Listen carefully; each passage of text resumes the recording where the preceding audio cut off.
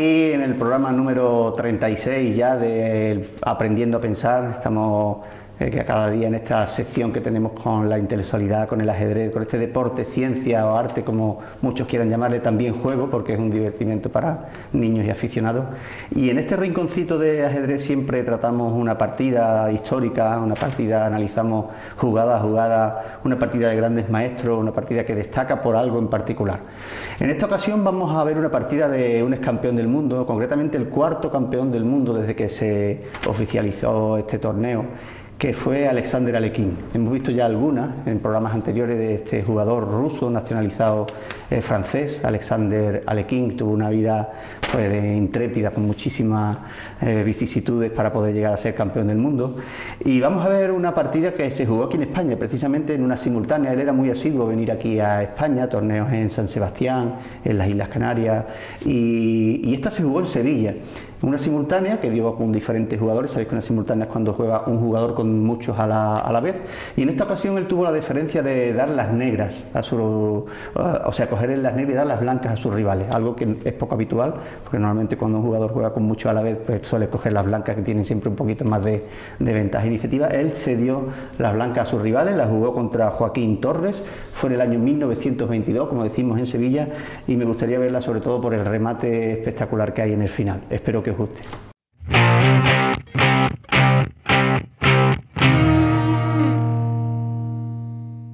Pues estamos, como hemos dicho, con esta partida de Alexander Alekhine, que en esta ocasión conducía las piezas negras en esta simultánea que jugó en Sevilla, y su rival, en este caso Joaquín Torres, claro, menos conocido porque es un aficionado en aquella época que tuvo el privilegio de enfrentarse a todo un campeón del mundo. Entonces jugó E4, una salida muy habitual. En este caso el campeón del mundo Alexander Alekhine jugó E5. Normalmente en las simultáneas, pues el gran maestro no suele repetir las mismas jugadas en todos los tableros, con idea de que las partidas sean diferentes, y suele empezar pues en un tablero quizá con E5, en otro con C5, depende, ¿no?, de cualquier apertura que quiera hacer, la francesa, la Caro-Kann, la Pirc. En este caso jugó E5.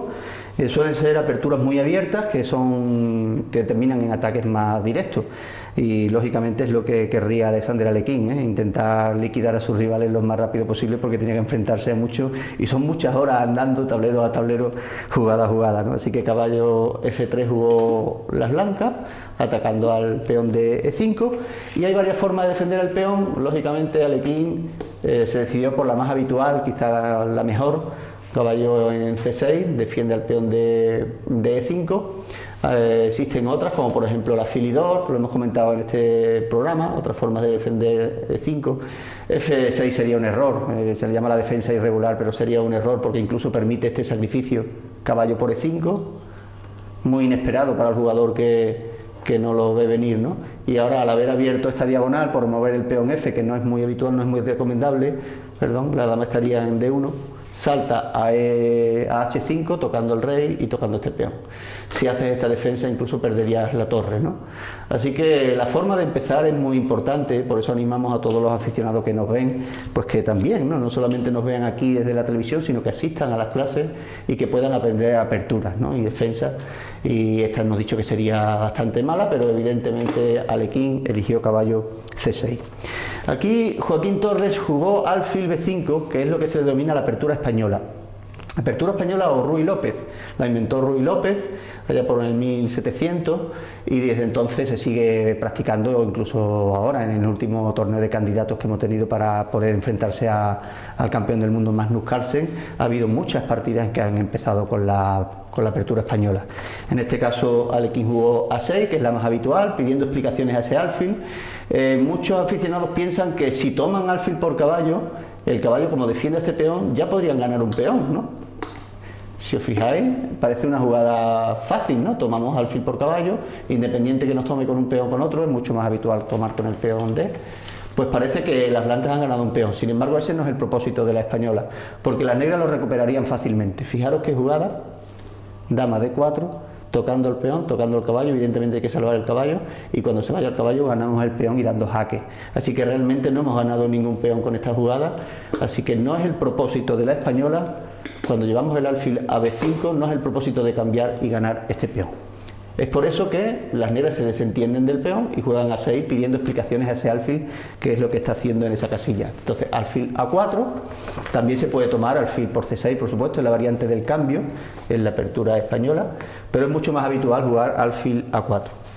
Caballo F6 fue la jugada que hizo Alexander Alekhine, tocando el peón de E4, y también aquí es muy habitual dejarse este peón, enrocarse rápido con idea de que el negro aún no ha enrocado, podemos sacar las piezas rápido, y si nos toman este peón, pues más o menos ocurriría lo mismo.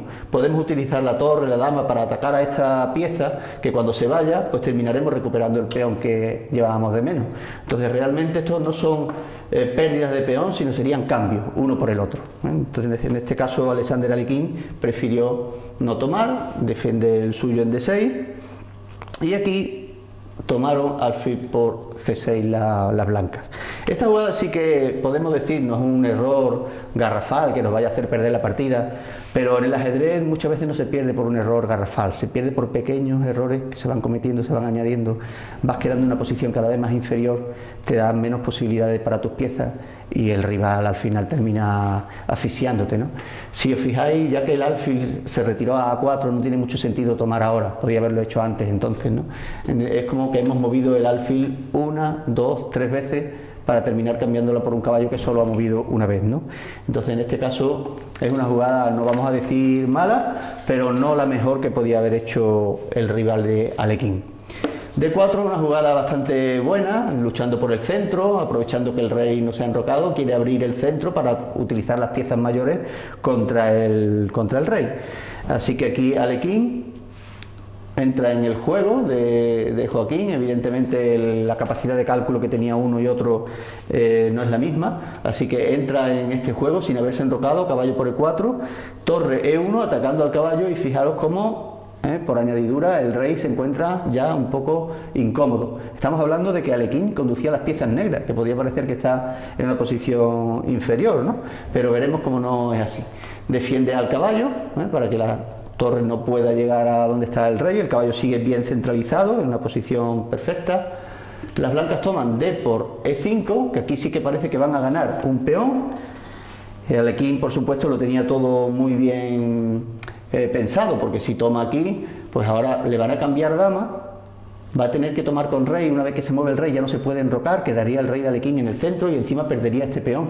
La verdad que la posición no sería nada agradable, pero Alekhine aquí es donde tenía guardada ya una pequeña sorpresa, y es que en lugar de tomar refuerza el centro, prefiere ir perdiendo un peón, pero fijaros qué posición de caballo más buena. Un caballo centralizado cerca del enroque que podrá terminar interviniendo en el final de partida cuando se añadan más piezas. Por ejemplo, el alfil, fijaros, un alfil en C5 ya estaríamos tocando con 2 piezas aquí contra el enroque.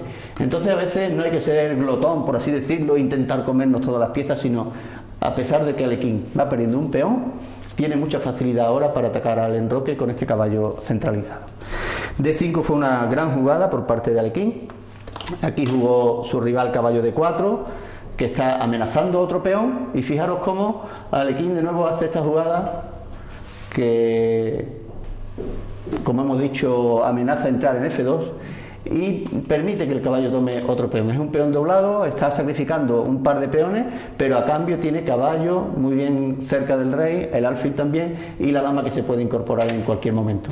Incluso este alfil, con este tipo de jugada, este alfil se incorporaría con mucha facilidad, porque recordemos que el alfil de casillas blancas ya ha desaparecido. En 3 jugadas movieron, lo perdieron, entonces ahora la pareja de alfiles negras no la tienen las blancas solo tienen un alfil, y las negras la pareja de alfiles. Así que el alfil que le falta a las blancas, que es precisamente el de casillas blancas, pues pueden usarlo las negras y no habría rival que se le opusiese. Entonces realmente Alekhine está viendo mucho más allá de ganar un simple peón o perder un simple peón, como en este caso, que ya ha ofrecido uno y ahora está ofreciendo el segundo sacrificio de peón. En este caso no lo aceptó su rival, Joaquín Torres, porque la verdad que si hubiera entrado aquí ni siquiera necesitamos mover la dama. Alfil por F2 sería jaque y ya luego salvaríamos la dama. Así que jugó C3.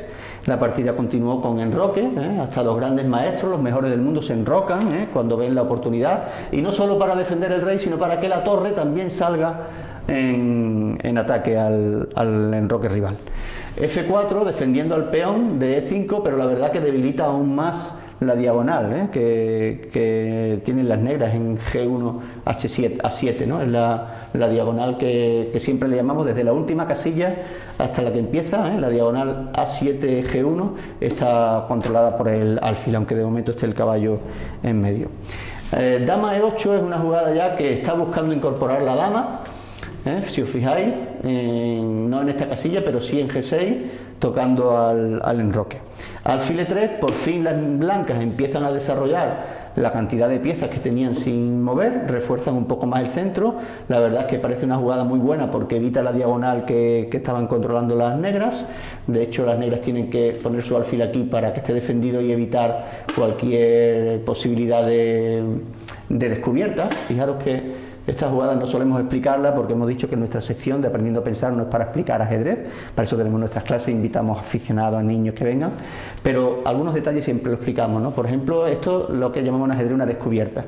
Quitamos el caballo, realmente se descubre esta jugada, la del alfil, y si nos toman el caballo, pues nosotros tomaríamos el alfil y hemos ganado un peón.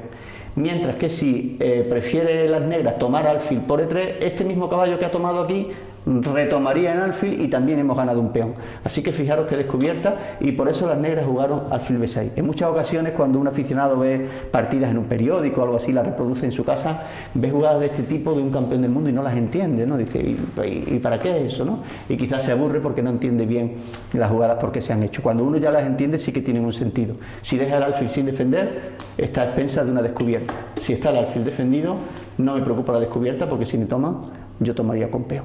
Así que esa es la razón por la que se lleva el alfil a B6.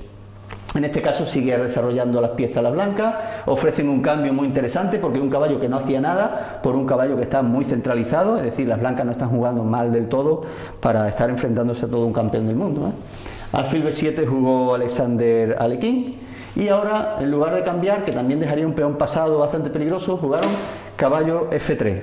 No sé si será la mejor jugada, sabiendo lo que va a venir después, pero jugaron caballo F3, torre D8, siempre las piezas están buscando tener más actividad, que en A8 no hacía absolutamente nada, y aquí es posible que en algún momento se abra la columna o simplemente incorporarla, doblando torres para el ataque. Así que torre D8, dama C2, muy bien comunicar las torres siempre. C5, expulsando a la pieza más activa que tenían las blancas, el caballo tiene que irse a B3, y C4. De nuevo el caballo puede ocuparse aquí, pero fijaros qué peón y qué casilla controla más adentrada ya en el territorio de las blancas, Así que aquí en este momento jugaron, después de caballo D4, después de C5, esto estaba así, C5, caballo no jugó a B3, sino jugó a E2, ¿vale? Jugó B3, C4, aquí, efectivamente. Es que hay una jugada doble que llamamos C5 en dos ocasiones, porque si os fijáis, movió a C5, pero ahora lo que me ha despistado es que las negras volvieron a mover otra vez C5, que es lo que no entendía. Y claro, es que hay un segundo peón, es la ventaja también de tener peones doblados a veces, que uno ha pasado por C5, pero ahora llega el otro, también amenaza en C5, y el caballo ahora sí que no puede regresar a la misma casilla donde estaba, así que prácticamente única se tuvo que ir a E2. Dama C6, cada vez se van mejorando más las piezas, y aquí ya sí que me gustaría pararme porque fijaros que el alfil, que en un principio parecía que estaba sepultado entre sus peones y que no hacía nada, ahora al final, con la dama delante, fijaros que únicamente le molesta este peón, que además podemos avanzarlo porque es nuestro, para tocar indirectamente el G2, que sería mate. Sí que hay muchas piezas delante, pero fijaros en esto cómo va a ser usado por Alexander Alekhine a partir de ahora. Torre D1, muy bien, las torres siempre a las columnas centrales. Rey H8, una jugada que llamamos profiláctica, para evitar cualquier peligro que pueda venir. Desde aquí podría haber algún jaque en un futuro con una dama o alguna amenaza de caballo. Rey H8, antes de iniciar el ataque siempre ponemos nuestro rey en una buena protección. Lo mismo hicieron las blancas, la verdad que aquí no se encontraba muy a gusto, pero en H1 casi que tampoco, por lo que hemos dicho. Fijaros que el alfil y la dama al final van a llegar aquí. Los jugadores aficionados quizás ven tantas piezas por medio que piensan que eso no va a ocurrir, pero ya hemos dicho que el ajedrez es la suma de pequeñas ventajas, vamos sumando pequeñas ventajas como esta y al final sí que redunda en que podremos llegar a G2 poco a poco, ¿no? Es un ajedrez de paciencia, ¿no? Ahora, después de rey H1, la dama se fue a G6, desde donde toca lo mismo, realmente hace la misma función en C6, pero desde aquí llega mucho más rápido. Dama G6, caballo G1, fijaros cómo las piezas blancas no pueden situarse prácticamente en ninguna casilla. Hay un apelotonamiento aquí, un tráfico de piezas que les obliga a jugar jugadas un poco extrañas. Por ejemplo, caballo G1 para salir por H3, por G5, son jugadas un poco extrañas y a partir de aquí ya empieza a aprovecharlo Alekhine. D4 ya abre la columna alfil, fijaros como cada vez hay menos piezas para llegar a la casilla donde no habría mate de momento porque está la dama, pero fijaros como D4 ya está despejando esta diagonal para el alfil.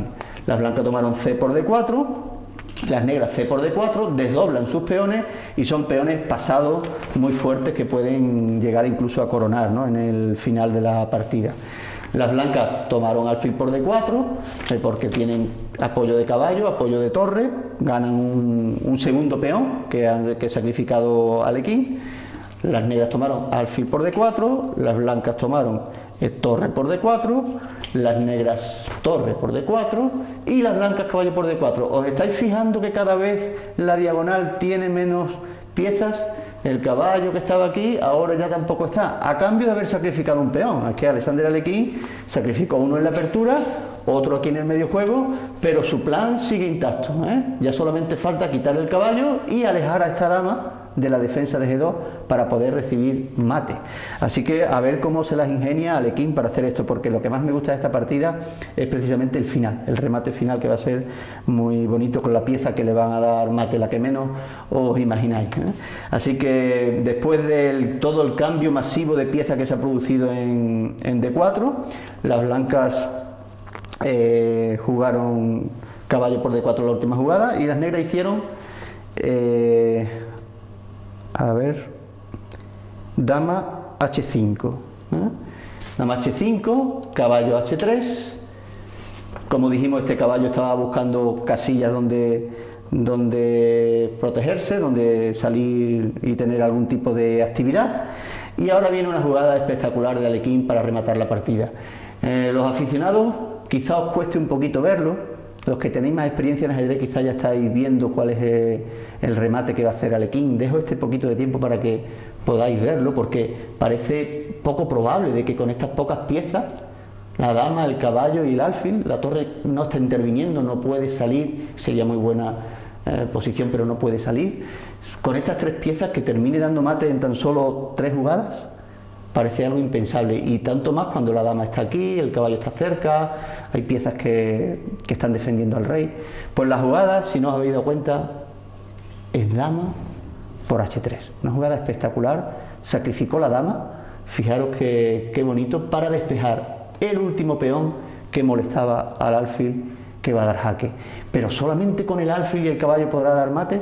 Fijaros, G por H3, caballo F2, jaque, una jugada que es un jaque doble con 2 piezas, con lo cual la dama no puede tomar el caballo porque le están dando jaque también con el alfil. Única es rey G1 y caballo por H3.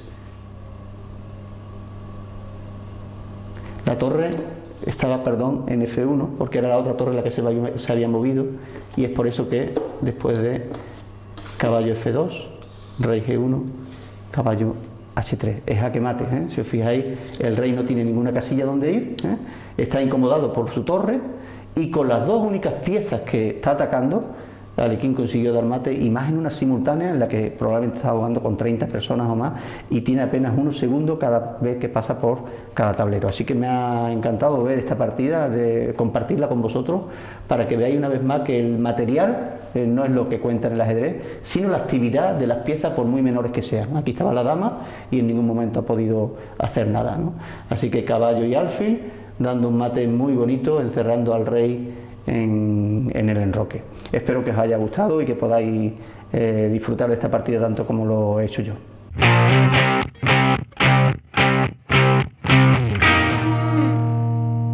Bien, pues aquí esta espectacular partida de Alexander Alekhine del año 1922, poco antes de que él se proclamara campeón del mundo cuando jugó con Capablanca, que además le costó trabajo de poder enfrentarse con Capablanca, porque sabéis que en aquella época el campeón del mundo elegía con quién enfrentarse y además obligaba a que pusiera una gran suma de dinero sobre la mesa. Alexander Alekhine, la verdad que provenía de una familia de la burguesía, se dedicaba al negocio textil allí en Rusia, pero con la revolución bolchevique la verdad que lo perdieron todo. Él emigró, él se fue, se nacionalizó francés y tuvo que ir haciendo acopio de dinero para poder enfrentarse a Capablanca, y al final le quitó el título, fue campeón del mundo. Ya luego no le dio nunca más la revancha, quizá por la gente decía que Capablanca era muy superior, solo que no se había preparado bien en el torneo y por eso pudo ser campeón del mundo Alekhine.